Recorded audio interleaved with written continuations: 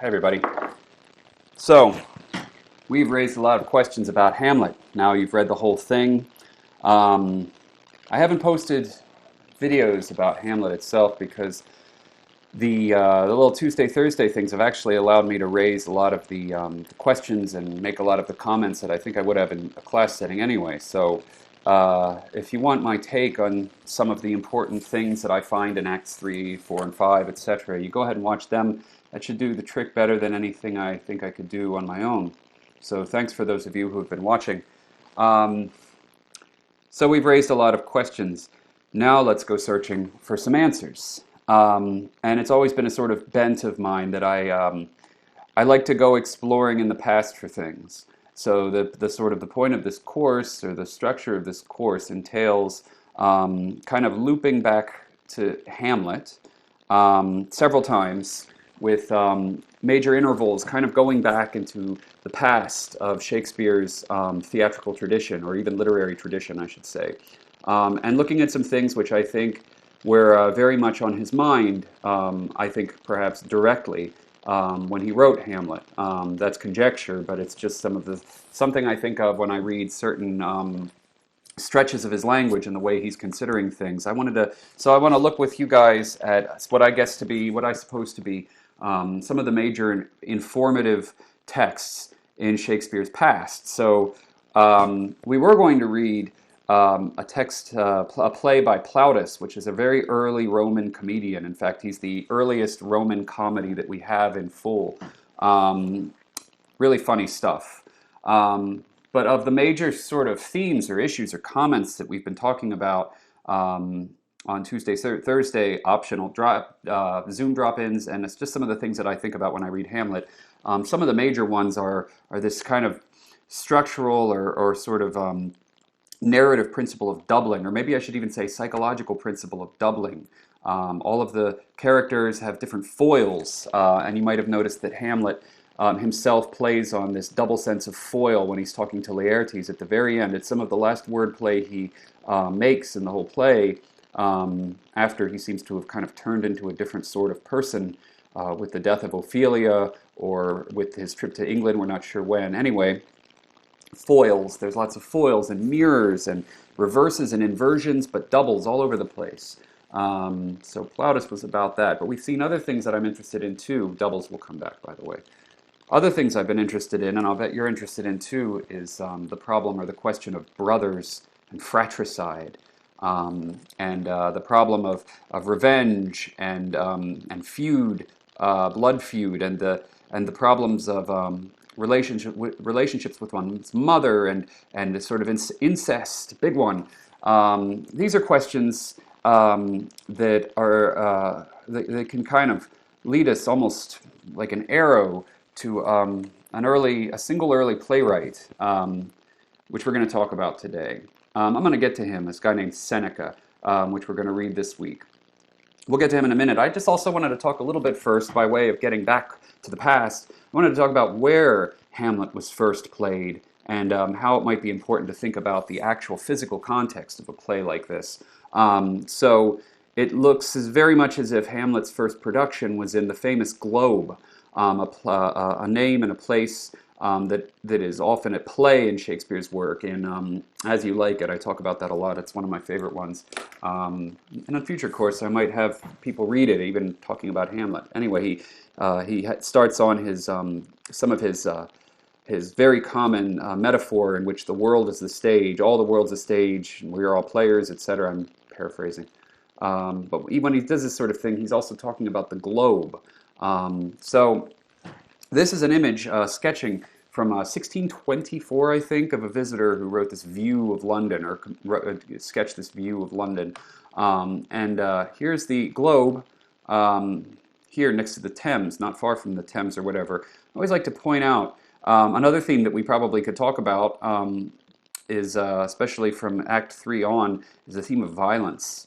Especially the massive onstage violence in the sort of second play within the play, the jousting, or excuse me, the duel, or not even a duel, it's just a sword fighting competition between Hamlet and Laertes at the end, and this the total destruction of the Danish court in this massive stabbing, poisoning fest of violence at the end. So violence. About violence, we might note the proximity of the globe to one of the other most popular forms of entertainment in Elizabethan England, just almost catty-corner from the globe down the street. You see what it says there? An equally elaborate construct for bear baiting. This is where you have a bear fight several dogs or some other sorts of animals to see which one will kill the other. It was a rip-roaring laughter fest, I guess. People went there and betted on the animals and enjoyed good old times watching them tear each other apart. Hideous. That's old school London, people. At any rate, though, the Globe and plays like Hamlet's, or plays like Shakespeare's, plays like Hamlet, were in direct competition with that. So, institutionalized public sport violence. Let's take another look at the Globe. So the Globe has an interesting history. It was built up using the wood from a little smaller and sort of less rugged and less permanent structure. It was built up from the wood in 1599 in a much more elaborate permanent structure. Before this like late 1500s, theaters were not permanent structures very often in England. Playing troops were kind of roaming, like the troupe of actors in Hamlet, and they would throw up stands and a stage. The carpenters would put it together and take it down just in the time that the troupe was there. So this idea of a permanent theater is a kind of a novelty, and the Globe was one of the first and most important of them. So it was built in 1599, but it actually burned to the ground in 1633, but then was rebuilt in 1614. What did I say? 1613 it burned. 1614 it was rebuilt. And then it went through another sort of interesting phase in its history, an interesting end in its history. In the English Civil War in 1642, the English Civil War was very much a sort of popular Puritanism against the royalists that were backing Charles I, a kind of opulent and in many ways autocratic king, whom they eventually deposed and executed. So in 1642, the Long Parliament, which was sort of immediately after the Puritan victory in the Civil War, a parliament took total control of England, and it was run by very starch Puritans, and they imposed their morals. And one of the results of that sort of moral imposition was the closing of the Globe in 1642. So this is another point at which we can kind of reflect on what theater was like socially. It was it was popular. It was popular among all the classes, but in many respects, especially from the church perspective, it was the dregs of society. Actors were only a step above prostitutes, and in fact, they were often confused. And the fact that young men played the female roles and often sort of very much acted the part was sort of part of this position, especially a religious position against the church or against the theaters as this prurient element in society. So once the Puritans were in control and they were some of the more extreme in this position, they acted upon it and they closed the Globe in 1642.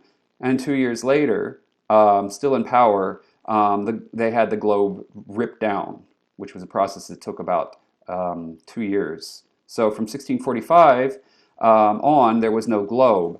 In 1997, a Globe theater reconstructed as much as possible on the model of the original was completed and started to show plays again. So it's still there, and this is what it looks like. And in as much as possible, and lots of scholarship went into this, it's constructed and to be as much as possible an exact model of the original. So we can look at this and hopefully we can glean some ideas about what was possible in this space. And notice the open top. So nighttime scenes in a play were performed during the day. This sort of theater required sunlight in an almost entirely wooden construct. Putting up enough torches to light up a stage was not a good idea. It led, such such, need for light at night is often what caused the fires that burned down cities like London periodically. So yeah, even imagine watching nighttime scenes of Shakespearean plays in broad daylight with only props and vocal cues to tell you that it's night. Much like the first scene of Hamlet, broad daylight, and you're meant to sort of get into the place of a nighttime battlement with spookiness and this ghost. It must have been a difficult feat, but one that was pretty successful apparently. Inside the theater, this gives you a sense of the size. Isn't very apparent there. This is a very large space. And the theater, the stage itself is very elaborate and big, with the balcony and the offstage entrances and exits that you can use for various kinds of action. And lots of space for people. Here at the bottom are the unseated groundling spaces, and then for the more luxurious, usually the higher you get, the better, the balcony seating up above. So, in a space like this, Hamlet was first produced in London, broad daylight, perhaps in 1599, soon after the Globe was completed, or in 1600 maybe. So compare this to the sort of staging in which we might contextualize what we're reading for this week. Roman tragedy, Roman theater. This is a Roman theater from Orange, I think, in France. Very well preserved. Not all of them are so well preserved, though I didn't do my homework and see if this hadn't been partially reconstructed. It looks like it almost had to have been. So similar to Hamlet's stage is this sort of multi-tiered facade, although this one is not practical. That is to say, there's no way at least evident in our archaeological remains, for an actor to be up on a balcony above, or to come out of doors up in the sort of a second story. Also notice in this alcove up here is an image. It looks like, I can't zoom in here, but it looks like a standing figure, perhaps with a shield or something. That would have been a god.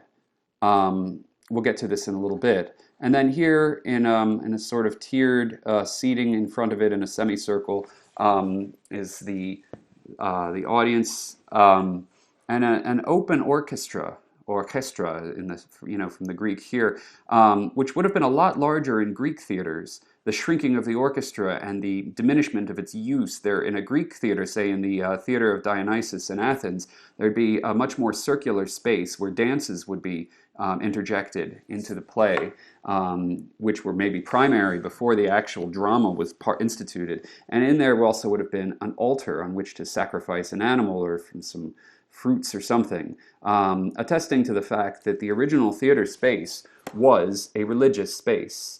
The theater was a temple. So the fact that the presence of the god kind of overlooking this is another sort of element in that original use. Now here we see another theater. This one I think isn't from Spain, but I'm not sure. I think it's, I don't remember where I got this image. Shoot, probably Wikipedia. So you can go check it out too. It's a little less good repair. You can see the typical Roman column structures. Very much has sort of a forum or a temple-like appearance, and there again is the raised image of a god, reflecting this confusion or conflation of purposes. So let's go to what we don't have in actual fact anymore, but that which we can reconstruct, perhaps the most important theater in the Roman Empire for many reasons. It's called the Theater of Pompey. And it was in Rome, and right now I think there's just blocks of apartment buildings on top of where this was. It can't be reconstructed, but from from surveying the location and from older maps and images and descriptions, we reconstruct a massive, massive structure built in 55 BC to the glory of Pompey Magnus, Pompey the Great, who was busy earning the right, I guess, to be Caesar's main rival for what would eventually become the Roman Empire, the late days of the Republic. So there's lots of features here that I could mention. This garden space over here was a curia, a court where political meetings could be held. And this particular curia is infamous or famous or whatever you want to call it for being the site of the assassination of Julius Caesar March 15th, on March 15th, 44 BC. So that's fun, isn't it? The actual murder of Julius Caesar happened, the betrayal and assassination, almost a fratricide in the sense, or patricide in a sense, since he had kind of adopted Brutus, of Julius Caesar, happened adjacent to and as in a building that was literally part of the greatest Roman theater. So let's take another angle on this thing. By the way, if any of you are into Assassin's Creed, and I wish I had it, but I don't, I'm still like behind. I'm behind previous generation. But anyway, Assassin's Creed Origin apparently has something like a reconstruction of this built that you can run around in and climb all over and stuff. So let's talk about the parts of a Roman theater by way of this theater of Pompey. Frons Scaenae. The Scaenae, that gives us our word scene. There's a very important word that comes from Scaenae or Scenae, Scena, I should say. And it has to do with the way, and you'll see this in the plays we're going to read this week, it has to do with violence. So there was a certain decorum, a sort of honor of representation in both Greek and Roman drama. Violence, murder, death, killing, wounding, these were things that were not supposed to appear on stage. It would be offensive to the sanctified space. It had to appear only in representation. So you'll often see, and you will see in Thyestes and Oedipus, you'll see something like a messenger come in, and he'll tell in just gruesome and almost in a way compensatory gruesome detail about the death of somebody. And it'll be pretty nasty, but you won't see it produced on stage. So if what's on stage is on the scene, what is off stage in Latin would be obscene. Obscenus, obscene.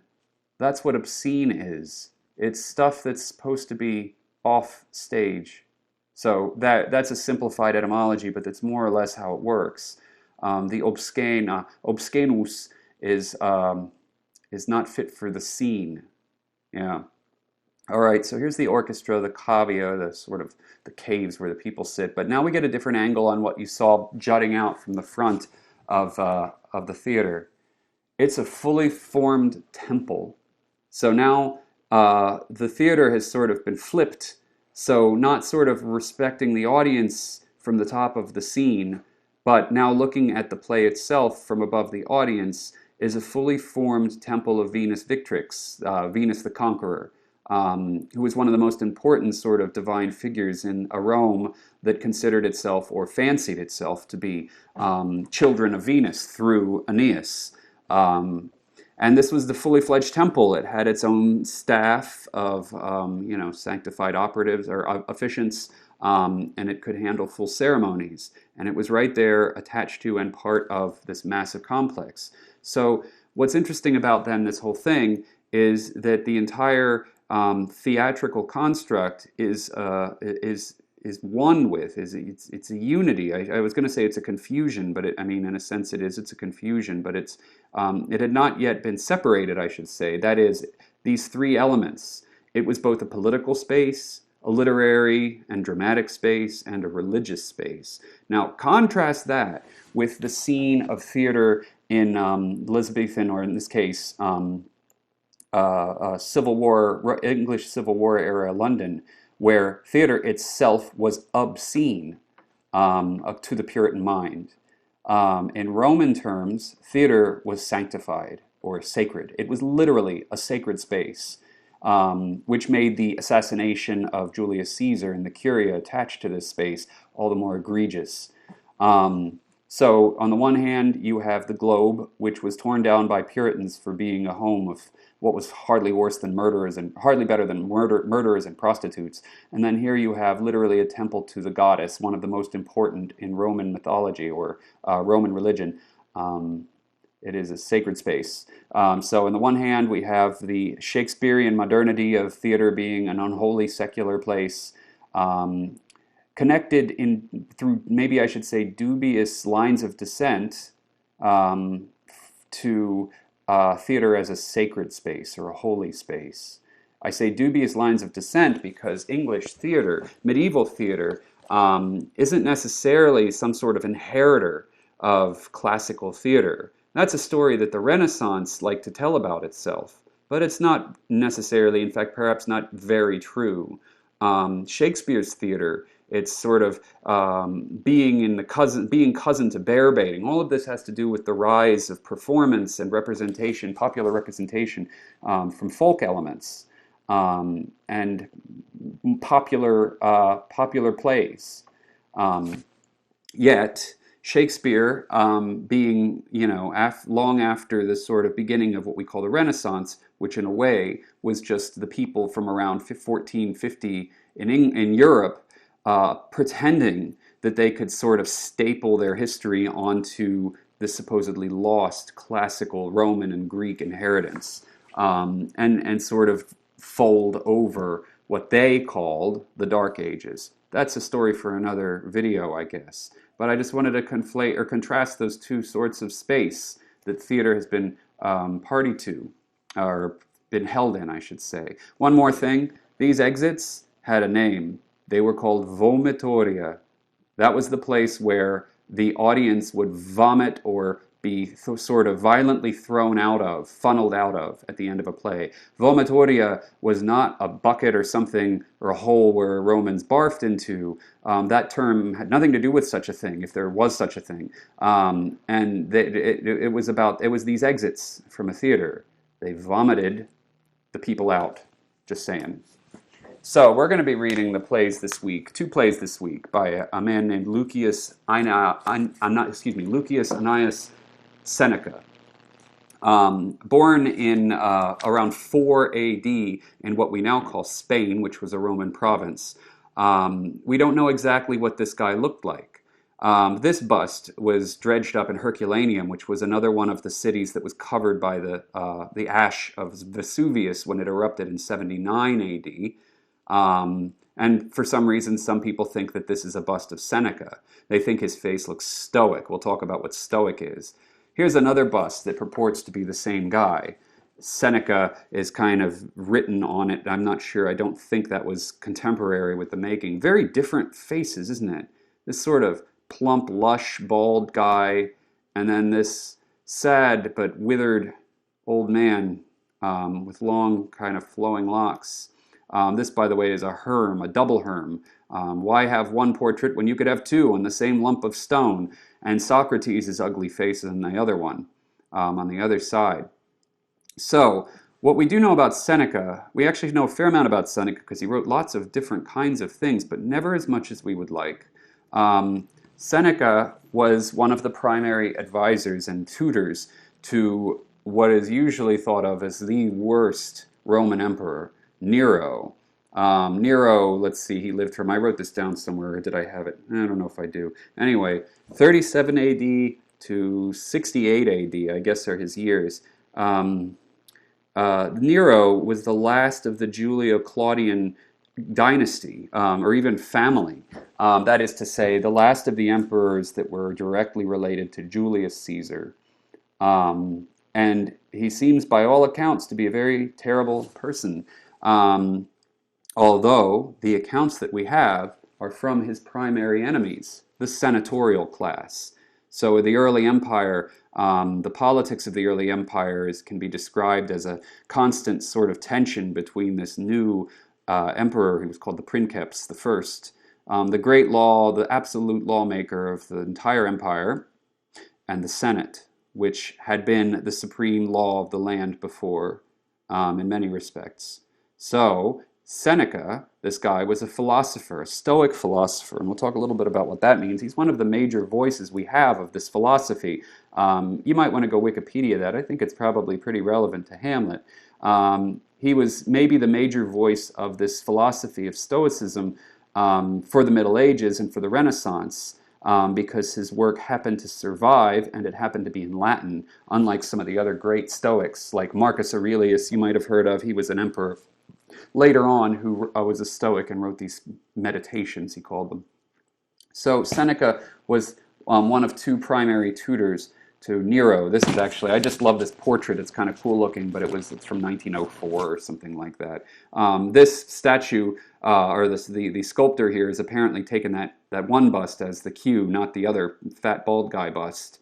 Yeah, so anyway, Nero was pretty awful by a lot of respects, but mostly in the memory of especially a senator from a few generations later named Tacitus, who wrote something called the Annales, which just gruesomely details Nero's horrible acts as an emperor. Among other things, he seems to have been seems to have called the hit out on his mother that killed her, and then requested that he get to autopsy her corpse so he could see where he came from. These are just the personal things he did. He seemed to have killed his pregnant wife by kicking her after a fight. Pretty awful. He also killed Seneca. That is to say, in Roman fashion, an emperor can kill someone by basically declaring them dead. Seneca got himself caught up in 65 AD in a plot, it seems, to kill Nero. And Nero basically told Seneca, it's time for you to go, which is sort of a wink that says, you should kill yourself. This was a very common Roman way of executing political rivals if you end up having more power. Seneca's death scene is famous. It's told in that same book I mentioned, Tacitus's Annales. And so suicide is another topic that we've been thinking about in Hamlet. Well, Seneca's suicide was this ridiculous evening. You often would invite all your friends to come and watch. In fact, there's two famous executions of this style in Nero's reign. One, Seneca, and another, a sort of bawdy, hilarious novelist named Propertius. Or, not Propertius, what was his name? Oh my God, I'm sorry. I'm blanking on his name. I should look it up. Oh, what was his name? No, doesn't really matter. Suffice it to say, I'll blurt it out if I can get it. Propertius wasn't, it was a poet. This is not the guy. Petronius. Okay, anyway, so Petronius called in all of his friends and had a big party, and they got fabulously drunk, and they ate all kinds of meat and cheese and wine, and they just got rip-roaring later. And then he finally slit his wrists, and he was dying, and he was like, oh, I'm dying, farewell, friends. And then he was like, you know what, I feel like partying some more, and he wrapped it up. And then they got back to the party for a little while, and eventually he killed himself, and they had a gay old time. Seneca, on the other hand, in another case of sort of a foil, Seneca's death scene is this horrific, hideous, pitiful event. All of his friends were there weeping, and he was old as dirt, and he was just in Roman terms, and he was just kind of like, farewell, friends, and then he cut his wrist, and blood wouldn't come out. He wouldn't die. The blood wasn't flowing. I guess he was old, so he's there, they're putting him in a hot bath to try to get it to come. There's the bathtub. They're trying to give him all these poisons and stuff, or to make the blood flow, not poison, I guess. And he just wouldn't die, and eventually, just pathetically, and after just an insane, unendurable period of moaning and weeping, he died. So, yeah, it's more of maybe Tacitus's view of what Seneca was like, maybe unfairly so, that led to this death scene in this supposedly totally historical document. Anyway, let's see. Okay, I'll get to the theater in a minute, but Seneca's stoicism is sort of important. For Seneca, we know a lot about this because he wrote several hundred letters to this guy we don't know anything about named Lucilius. But he wrote these letters in which he kind of detailed his very practical, immensely practical, and very much death-centered philosophy, his version of Stoicism. In a nutshell, his philosophy is about presence and the totality and absoluteness of the present, as opposed to a future that you might work and plan for, and a past that you might enjoy as accomplishment or dwell in. These are very sort of common themes, and I'm not doing justice to the beauty of these letters. But what I mean by the centrality of death in them, I'm actually going to read just real quick, just a couple short passages from his first collection of letters to give you a few hints of the ways that he talked about this, the importance of the present. And in a way, and I'll put this another way to get it into terms that make sense for Hamlet, he was about not delaying living your life. In a nutshell, don't delay living your life. Don't work now for some joy that you hope to accomplish later, because now is all you've got. So don't hesitate. And don't dwell on to be or not to be, because what you have now is to be, and yet soon you will not be. It's a both and for him, and the question of to be or not to be. It is actually, his Stoicism is a philosophy that sort of gives the lie to that distinction.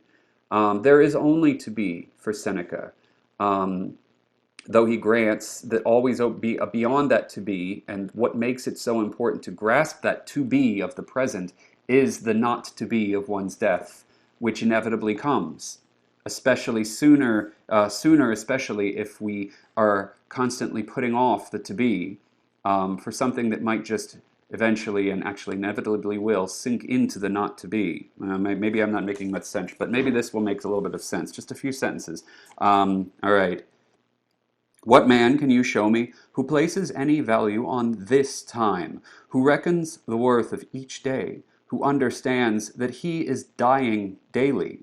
For we are mistaken when we look forward to death. The major portion of death has already passed.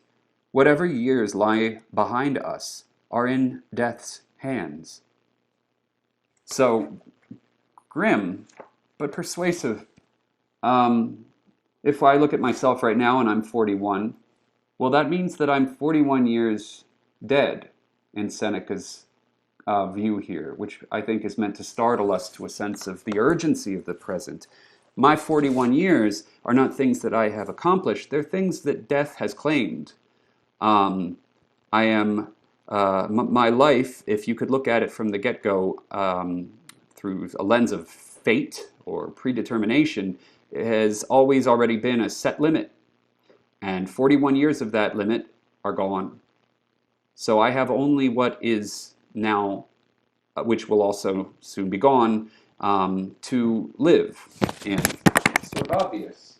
But hammered home over a course of letters upon letters with variations upon variations, a very powerful and persuasive argument, in a way, is given in a way to answer Hamlet's question, which in also many ways I think Hamlet fails to, what else can I live up to?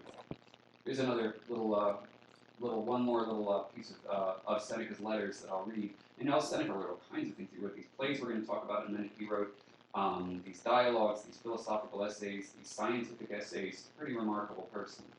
And that's only what we have. Much has been lost, perhaps. Consider, let's see, I'll just read there. I don't know what this is. Consider individuals. Survey men in general. There is none whose life does not look forward to the morrow. Who doesn't? I said that. Who doesn't? Okay. What harm is there in this, you ask? Infinite harm. For such persons do not live, but are preparing to live. They postpone everything. Even if we paid strict attention, life would soon get ahead of us. But as we are now, life finds us lingering and passes us by as if it belonged to another, as though it ends on the final day. It perishes, and though it ends on the final day, it perishes every day. So there's the same theme in a little bit different variation or elaboration. Just a change of attitude, a change of perspective, which can be grim to some people, especially the Christians, who had hard work fighting back Stoicism in the early years of the rise of Christianity in the West. It can be grim, but it also can be very affirming, very uplifting, very helpful in reorienting oneself to what matters. So much of Seneca's prose work reads in that vein, in that philosophical vein. And yet we have also a body of dramatic work, which is unique in the sense that of all Roman theater, of all Roman tragedy, Seneca's plays are the only ones that we have in complete form for the entire length of the Roman Empire, in which we knew that tragedy and comedy were produced nonstop, almost everywhere, as all of those spread out theaters testify to. We only have Seneca's tragedies. We have a few comedians, we have a lot of fragments, but we only have complete tragedies from this one guy. So we're going to read two of them. we're going to read one that is probably known to you by name, Oedipus Rex. That name's funny too, because you often read Oedipus Rex and you see next to it that it was written by Sophocles. And I always wonder at the naming of these things. So Sophocles wrote a play which in Greek is called Oedipus Tyrannos, Oedipus the Tyrant. Yet we often read that under this sort of weird Latin translation, Oedipus Rex. Well, Oedipus Rex is the title of a play written by Seneca, which concerns the same matter. It's not a translation of the Greek, it's another version of this sort of common inheritance of Mediterranean mythology. So I'm going to go ahead and skip down so we don't have to keep looking at this old dead man. So Roman theater is often sort of, I guess, thought of as kind of an inheritor of Greek theater, maybe even a lesser version of it. I don't like to think in those terms. There had been some sort of dramatical performance in Italy for as long as there had been in Greece. The famous tragedians that we know of from their theater, it was different. It wasn't just a translation or a version of the same, although Rome was almost always very conscious of what it did borrow from Greece. They even had a name for the kinds of plays you're going to read. They called them fabulae cothurnatae. So a cothurna is a kind of belted sandal which Athenian play actors wore. And fabula means basically a story. So Seneca's Thyestes and his Oedipus Rex, which we'll read for today, are cothurnatae, fabulae cothurnatae, which means that they are basically stories from Greek themes, stories from Greek, stories based on Greek stuff, as opposed to Roman stuff, and there were some of those too. But this one is based on Greek stuff. So we know less about Roman theater than we do, and in practice than we do in structure, that is, in its architecture, for a simple reason that most of the stuff of the actual place doesn't survive, but the big stone structures do.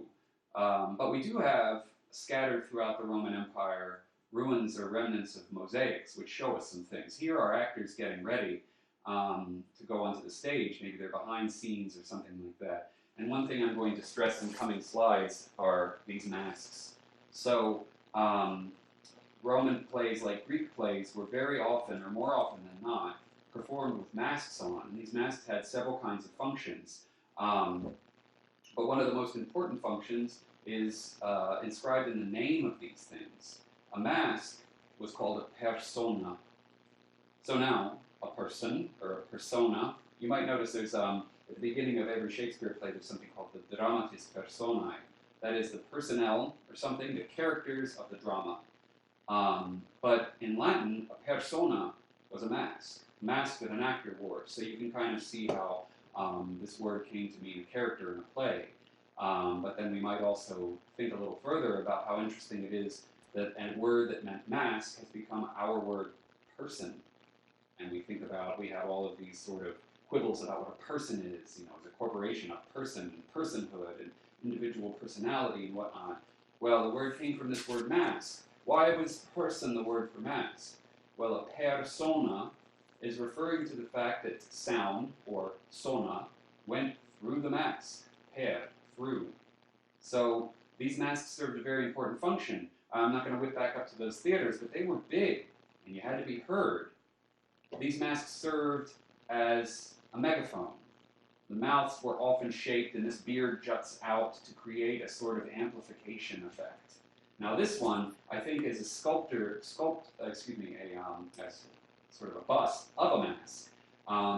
It seems to me improbable that the actors were wearing fully marble, heavy masks. That thing would have weighed a ton, but I don't know, and I'm not an ancient theater specialist. This mask was found in Pompey, another city buried by Vesuvius in 79. It's my last slide, apparently. So Roman theater had featured these masks on most of the lead characters, and sometimes these masks would be used over and over again for the different sorts of characters in every play.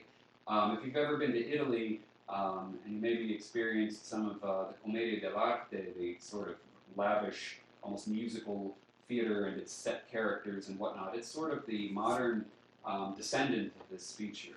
But another thing that this sort of makes us wonder is how emotion was presented. Not like it was on the Elizabethan theater where the faces were open, but almost entirely through the manner of the body and the words and the way that the words were pronounced. And if you remember, too, that violence of any sort was not sort of by custom permitted on the stage, then words carried immense value. The words and the gesture of the body were all they had to represent the entire emotional spectrum and the gripping events of the play. It was very much more, maybe, you could say, in the text. So that maybe that sort of importance of the text led to the possibility of writing theatrical, dramatic works that were never meant to be performed. And for various reasons, we suspect, though we do not know, we suspect that Seneca's plays, like the Thyestes we'll read and the Oedipus, were never performed, but in fact plays meant to be read, and as we have been reading Shakespeare, performed inside, performed in the mind, directed for oneself. This may have been about the era that, in fact, we have the invention of what might have seemed a very strange idea in previous centuries, that is, a play to read, a play to experience on one's own, a play to play for oneself.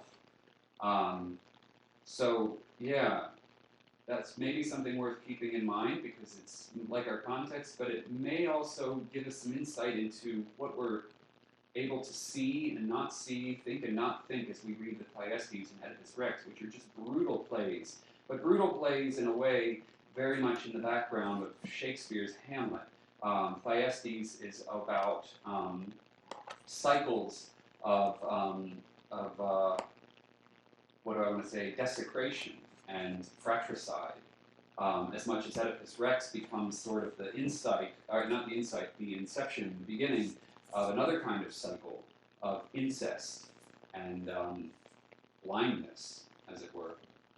So keep in mind what we've read, read these plays, yeah, and now we, I think, are something like in tune with the performance context of these plays.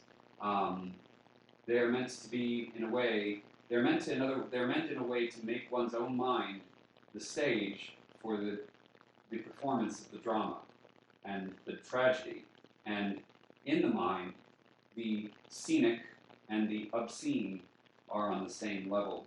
So we'll see what all this means this week. I might post another video at some point after we've gotten a little bit into these two plays. They're short, by the way, so I hope we don't have trouble reading them all by the end of the week. But I hope you enjoy them. They're pretty awesome. I will, and I'll see you guys around. Fare you well.